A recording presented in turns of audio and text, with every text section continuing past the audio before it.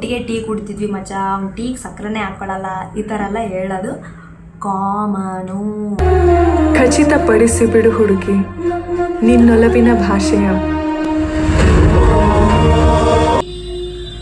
Please ignore ಹಾನ್. Climax ಅಂತೂ twist ಇದೆ.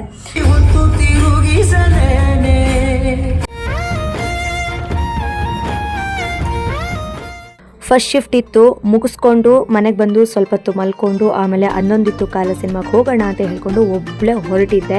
ಸೊ ಬೇಗಲೇ ಹೊರಟಿದ್ದೆ, ಬಟ್ ಟ್ರಾಫಿಕ್ ಇತ್ತು. ನನಗೊಂದು ಕಡೆಯಿಂದ ಟೆನ್ಷನ್ ಬೇರೆ ಆಗ್ತಿದೆ, ಅಯ್ಯೋ ಎಲ್ಲಾದರೂ ಫಿಲ್ಮ್ ಸ್ಟಾರ್ಟ್ ಆಗಿಬಿಟ್ರೆ ಅಂತ. 7:40ಕ್ಕೆ ಸಿನಿಮಾ ಇದ್ದಿದ್ದು, 7:30 ಇಲ್ಲೇ ಇದ್ದೆ, 35 ಅಂತೂ ವೈಷ್ಣವಿ ಮಾಲಿಗೆ ಬಂದೇ ಬಿಟ್ಟೆ. ಡುಗು ಅಂತ ಓಡಿದೆ. ಅದ್ರ ಮಧ್ಯದಲ್ಲಿ ಒಂದು ಸೆಲ್ಫ್ ವಿಡಿಯೋ ಬೇಕಲ್ವ, ಅದಕ್ಕೋಸ್ಕರ ಹೊರಟೆ. ಬಂದೆ. ಸ್ಟಾರ್ಟ್ ಆಗಿದೆಯೋ ಇಲ್ವೊಂದು ಟೆನ್ಷನಲ್ಲಿ ಬಂದೆ. ಹಬ್ಬ ಸ್ಟಾರ್ಟ್ ಆಗಿರಲಿಲ್ಲ. ಹಾಯ್ ಹಲೋ ನಮಸ್ಕಾರ. ಸೊ ಎಕ್ಕ ಸಿನಿಮಾದ ರಿವ್ಯೂವನ್ನು ಮಾಡಿದ್ದೆ ನಾನು, ನನ್ನ ಫ್ರೆಂಡು. ಚೆನ್ನಾಗಿ ಓಡಿದೆ. ತುಂಬ ದಿನಗಳ ನಂತರ ಮತ್ತೆ ಕಮ್ಬ್ಯಾಕ್ ಆಗಿದ್ದೀನಿ ಯೂಟ್ಯೂಬ್ ಚಾನಲ್ಗೆ. ಸೊ ಹರ್ಷಿಸ್ಟರ್ ಯಾರೆಲ್ಲ ನೋಡ್ತಾ ಇದ್ದೀರಾ, ನಿಮ್ಗೆಲ್ರಿಗೂ ಮೋಸ್ಟ್ ಸ್ವೀಟ್ ವೆಲ್ಕಮ್ ಅಂತ ಹೇಳ್ತಾ, ಎಕ್ಕ ಆಯಿತು. ಅವರ ಬ್ರದರ್ದೇ ಸಿನಿಮಾ ಆದಂತಹ ವಿನಯ್ ರಾಜ್ಕುಮಾರ್ ಅವರ ಸಿನಿಮಾದ ಅಂತೊಂದಿತ್ತು ಕಾಲ ಸಿನಿಮಾಗೆ ಹೋಗಿದ್ದೆ. ಒಬ್ಬಳೇ ಹೋಗಿದ್ದು. ಸೊ ಒಬ್ಬಳೇ ಹೋಗೋದು ಕಾಮನ್ ಆಗಿ, ನಾನು ತುಂಬ ಸಲ ಒಬ್ಬಳೇ ಸಿನಿಮಾಗೆ ಹೋಗಿದ್ದೀನಿ. ಈ ಸಿನಿಮಾದ ಒಂದು ರಿವ್ಯೂನ ಮಾಡೋಣ ಅಂತ ಅನ್ನಿಸ್ತು. ಮುಂಗಾರು ಮಳೆಯಲ್ಲಿ ಈ ಹಾಡು ಬಂದಾಗಲೇ ನನಗೆ ಈ ಸಿನಿಮಾ ನೋಡಲೇಬೇಕು ಅಂತ ಇತ್ತು. ಆ್ಯಂಡ್ ವಿನಯ್ ರಾಜ್ಕುಮಾರ್ ಅವರು ಸೆಲೆಕ್ಟ್ ಆಪ್ ಮಾಡುವಂತಹ ಜಾನರ್ ಏನಿರುತ್ತೋ ಅದು ನನಗಿಷ್ಟ ಆಗುತ್ತೆ. ಒಂದು ಸರಳ ಪ್ರೇಮ ಕಥೆ, ಸಿದ್ಧಾರ್ಥ್ ಸಿನಿಮಾ. ಸೊ ಅವರು ಒಂದು ರೀತಿಯಾಗಿ ಸ್ಪೆಷಲ್ ಆಗಿರುತ್ತೆ ಸಿನಿಮಾ, ಒಂದೇ ರೀತಿಯಾಗಿ ಹೋಗಲ್ಲ ಅಂತ. ಸೊ ಅಂದೊಂದಿತ್ತು ಕಾಲ ಸಿನಿಮಾ ಕೀರ್ತಿ ಅವರು ಡೈರೆಕ್ಟ್ ಮಾಡಿರುವಂಥದ್ದು. ಒನ್ಲೈನ್ ಸ್ಟೋರಿ ಏನಪ್ಪ ಹೇಳೋದಂದರೆ, ಈಗ ಎಷ್ಟೋ ಜನರಿಗೆ ಇವಾಗಿನ ಕಾಲದಲ್ಲಂತೂ ತಾನು ಡೈರೆಕ್ಟರ್ ಆಗಬೇಕು, ನಿರ್ದೇಶಕನಾಗಬೇಕು, ನನ್ನ ಮೈಂಡ್ ಸೆಟ್ಟಲ್ಲಿರುವಂತಹ ಕ್ರಿಯೇಟಿವಿಟಿನ ಸಾವಿರಾರು ಜನ ನೋಡಬೇಕು, ಸಕ್ಸಸ್ ಆಗಬೇಕು ಅಂತ ತುಂಬ ಜನ ಸಿಗ್ತಾರೆ. ಸೊ ಅಂಥದ್ದೇ ಒಬ್ಬ ಕನಸನ್ನು ಹೊತ್ತಿರುವಂತಹ ಯುವಕನೇ ನಾಯಕ ನಟ ವಿನಯ್ ರಾಜ್ಕುಮಾರ್. ಇವರ ಹೆಸರು ಇದರಲ್ಲಿ ಕುಮಾರ್ ಅಂತ ಬರುತ್ತೆ. ಸೊ ಡೈರೆಕ್ಟರ್ ಆಗಬೇಕು ಅಂತ ಬ್ಯಾಂಗ್ಳೂರಿಗೆ ಬರ್ತಾನೆ. ಒಂದು ಪುಟ್ಟ ಹಳ್ಳಿಯಿಂದ ಬ್ಯಾಂಗ್ಳೂರಿಗೆ ಬರ್ತಾನೆ. ಸೊ ಯಾವುದೇ ರೀತಿಯಾಗಿ ಅವನ ಲೈಫಲ್ಲಿ ಸ್ಟ್ರಗಲ್ಸ್ ಆಗಿರ್ಬೋದು, ಅದಕ್ಕೆ ಯಾರೆಲ್ಲ ಸಪೋರ್ಟ್ ಮಾಡ್ತಾರೆ, ಇದೆಲ್ಲ ತೋರಿಸ್ಕೊಂಡು ಹೋಗುವಂಥದ್ದೇ ಒನ್ಲೈನ್ ಸ್ಟೋರಿ ಅಂದೊಂದಿತ್ತು ಕಾಲ. ಸೊ ಇಬ್ಬರು ಹೀರೋಯಿನ್ಸ್ ಇದ್ದಾರೆ, ನಿಶಾ ರವಿಕೃಷ್ಣನ್ ಮತ್ತು ಅದಿತಿ ಪ್ರಭುದೇವ್ ಅವರು. ನಿಶಾ ರವಿಕೃಷ್ಣನ್ ಅವರು ಇಂಟರ್ವ್ಯೂಲ್ಗಿಂತ ಪಾರ್ಟ್ 1 ಬರ್ತಾರೆ. ಅದಿತಿ ಪ್ರಭುದೇವ್ ಅವರು ಪಾರ್ಟ್ 2 ಬರ್ತಾರೆ. ಫಸ್ಟಿಗೆ ಎಲ್ಲೂ ಕಾಣಲ್ಲ. ಸೊ ಇದೊಂದು ಚೈಲ್ಡ್ಹುಡ್ ಲವ್ ಸ್ಟೋರಿ ಆಗಿರುತ್ತೆ ನಿಶಾ ರವಿಕೃಷ್ಣನ್ ಅವ್ರ ಜೊತೆ. ಅಂದರೆ ಏನಿದು ಫುಲ್ ಕಥೆ ಹೇಳೋಕ್ಕಾಗಲ್ಲ, ನೀವು ನೋಡಬೇಕು. ಅಂದರೆ ಮೇನ್ ಹೇಳೋದಾದರೆ, ನಿಶಾ ರವಿಕೃಷ್ಣನು ಇಂಗ್ಲೀಷ್ ಮೀಡಿಯಂ ಸ್ಕೂಲಲ್ಲಿ ಓದ್ತಾ ಇರ್ತಾರೆ. ವಿನಯ್ ರಾಜ್ಕುಮಾರ್ ಅವರು ಕನ್ನಡ.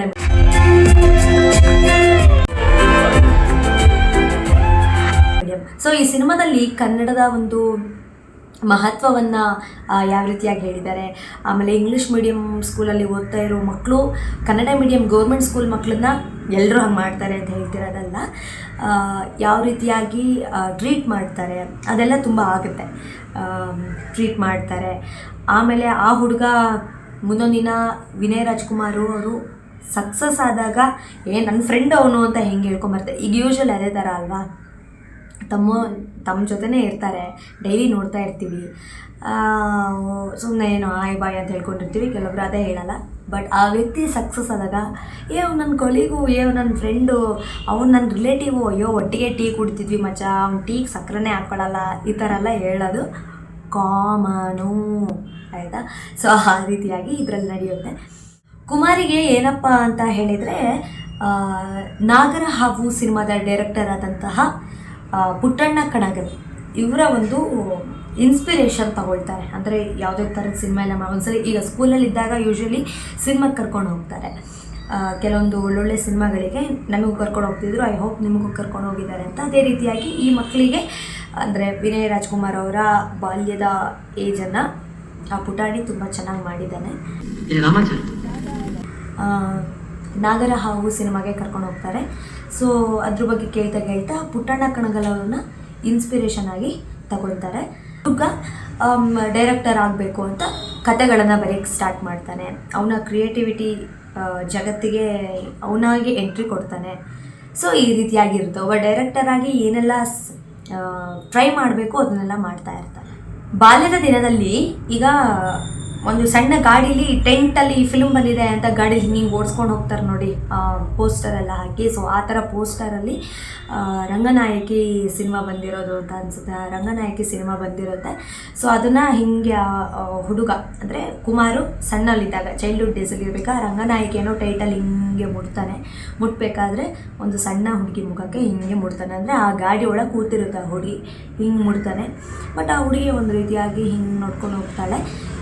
ಆ ಹುಡುಗಿನೇ ಮುಂದೆ ಅದಿತಿ ಪ್ರಭುದೇವಾಗಿ ಸಿಗೋದು. ಆ್ಯಂಡ್ ಇವರಿಬ್ಬರು ಏನಾಗ್ತಾರೆ, ಮದುವೆ ಆಗ್ತಾರಾ ಇಲ್ವಾ ಅನ್ನೋದು ಕೂಡ ಇದರಲ್ಲಿದೆ. ಆ್ಯಂಡ್ ಡೈರೆಕ್ಟರ್ ಆಗಬೇಕು ಅಂತ ಎಷ್ಟೋ ಜನರು ಕನಸು ಇರುತ್ತೆ. ಆ್ಯಂಡ್ ಇದ್ದವರಿಗೂ ಕೂಡ ಗರ್ಲ್ ಫ್ರೆಂಡ್ಸ್ ಇದ್ದರೂ ಕೂಡ ಅವ್ರಿಗೆ ಟೈಮ್ ಕೊಡೋಕ್ಕಾಗ್ತಿಲ್ಲ ಅಂಥೇಳಿ ಎಷ್ಟೋ ಜನ ಟಾಟಾ ಬೈ ಬೈ ಮಾಡಿ ಹೋಗಿರ್ತಾರೆ. ಆಯಿತಾ, ಡೈರೆಕ್ಟರ್ ಆಗಬೇಕು ಅನ್ನೋದು ಅಷ್ಟು ಈಸಿ ಆದಂತಹ ಕನಸಲ್ಲ.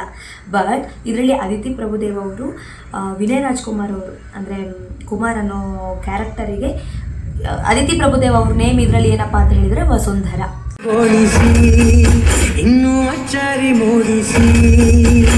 ಸೊ ವಸುಂಧರ ಕುಮಾರಿಗೆ ಯಾವ ರೀತಿಯಾಗೆಲ್ಲ ಸಹಾಯ ಮಾಡ್ತಾರೆ.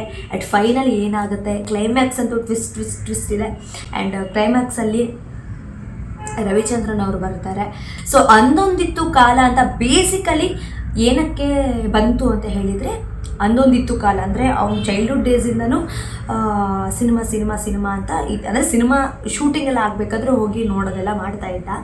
ಸೊ ಆ ಕಾಲದಿಂದನೂ ಕೂಡ ಶೂಟಿಂಗ್ ಎಲ್ಲ ಆಗ್ಬೇಕಾದ್ರೆ ನೋಡೋದು, ನಾನು ಡೈರೆಕ್ಟರ್ ಆಗಬೇಕು ಅಂತ ಅಂದ್ಕೊಳ್ಳೋದು. ಆಮೇಲೆ ಬೇರೆಯವರೆಲ್ಲ ಅವ್ರ ಊರಲ್ಲಿ ಯಾರು ಶೂಟಿಂಗ್ ಆಗ್ತಾಯಿದ್ರೆ ಅಲ್ಲಿ ಡೈರೆಕ್ಟ್ರು ಯಾವ ಥರ ಮೈಕ್ ಹಿಡಿತಾರೆ, camera action, roll, camera, light, action ಅಂತೆಲ್ಲ ಹೇಳೋದನ್ನೆಲ್ಲ ನೋಡ್ತಾ ಇರೋದು.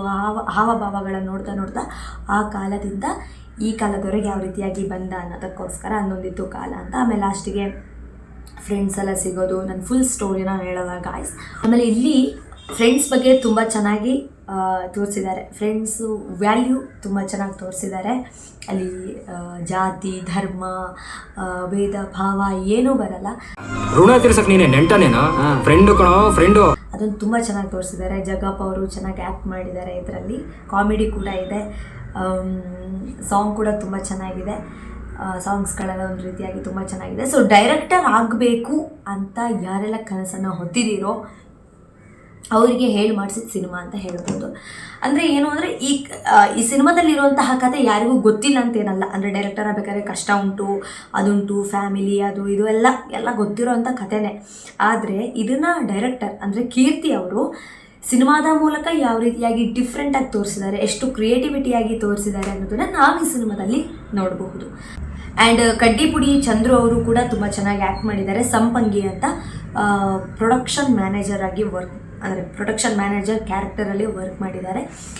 ಕುಮಾರ್ ಅನ್ನೋ ಕ್ಯಾರೆಕ್ಟರು ಬ್ಯಾಂಗ್ಳೂರಿಗೆ ಬರೋದಾಗಿರ್ಬೋದು, ಅವನು ಸಿನಿಮಾ ರಂಗಕ್ಕೆ ಅಸಿಸ್ಟೆಂಟ್ ಡೈರೆಕ್ಟರ್ ಆಗಿ ಸೇರ್ಕೊಳ್ಳೋದಾಗಿರ್ಬೋದು, ಅಲ್ಲಿ ಒಂದು ಪಾತ್ ಇದೆಯಲ್ಲ ಆ ಪಾತಿಗೆ ತುಂಬ ಸಹಾಯ ಮಾಡುವಂಥದ್ದು ಈ ಸಂಪಂಗಿ ಅನ್ನೋ ಒಂದು ಕ್ಯಾರೆಕ್ಟರ್. ಸೊ ಇವನ್ ಅವ್ನು ಸ್ಟಾರ್ಟಿಂಗ್ ಬಂದಾಗ ಕುಮಾರು ಎಷ್ಟೆಲ್ಲ ಕಷ್ಟಪಡ್ತಾನೆ. ಅಸಿಸ್ಟೆಂಟ್ ಡೈರೆಕ್ಟರ್ ಆಗಿ ಸೇರಿಕೊಂಡು ಅವ್ನು ಯಾರ್ದೋ ಅಡಿಯಲ್ಲಿ ಕೆಲಸ ಮಾಡ್ತಾನೆ. ಅಲ್ಲಿ ಅಸಿಸ್ಟೆಂಟ್ ಡೈರೆಕ್ಟರ್ ಆಗಿರಲ್ಲ ಅವನು.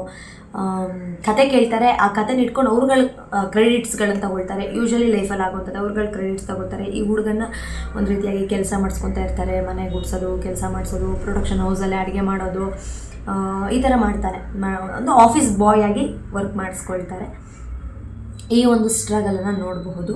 ಆ್ಯಕ್ಚುಲಿ ನಡೆಯುತ್ತದೆ. ಆಮೇಲೆ ಬ್ಯಾಂಗ್ಳೂರು, ಮೆಜೆಸ್ಟಿಕ್ ಇದನ್ನೆಲ್ಲ ತೋರಿಸ್ತಾರೆ. ಆಮೇಲೆ ಇನ್ನೊಂದು ಏನಪ್ಪ ಅಂದರೆ ಫಸ್ಟ್ ಸ್ಟಾರ್ಟ್ ಆಗುತ್ತೆ ನಮ್ಮ ಅಪ್ಪು ಅವರ ಸಾಂಗ್ ಮೂಲಕ. ಜಾಕಿ ಜಾಕಿ ಜಾಕಿ ಜಾಕಿ ಈ ಸಾಂಗ್ ಮೂಲಕ ಸ್ಟಾರ್ಟ್ ಆಗುತ್ತೆ. ಆ್ಯಂಡ್ ತುಂಬ ಕಡೆ ರಾಜ್ಕುಮಾರ್ ಅವರು ಅಂದರೆ ಅವರು ತುಂಬ ಸಿನಿಮಾ ನೋಡ್ತಿರೋದ್ರಿಂದ ಶಂಕರ್ ನಾಗ್ ಅವ್ರ ಸಿನಿಮಾ ನೋಡೋದು, ರಾಜ್ಕುಮಾರ್ ಅವ್ರು ಬರ್ತಾರೆ.